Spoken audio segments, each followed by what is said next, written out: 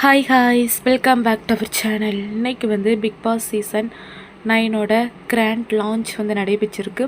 இதில் 3வது போட்டியாளர் அப்படின்ட்டு எஃப்ஜே இவங்க தான் போயிருக்கிறாங்க வீட்டுக்குள்ளே.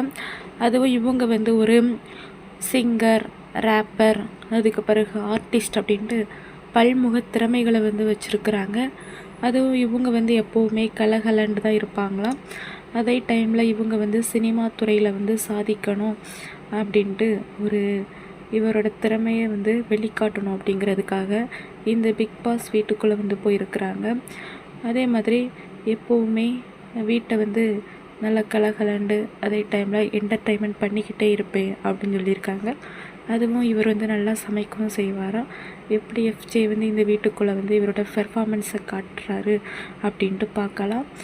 அடுத்தடுத்த அப்டேட்ஸை நம்ம சேனலில் பார்த்துக்கோங்க, சப்ஸ்கிரைப் பண்ணிக்கோங்க.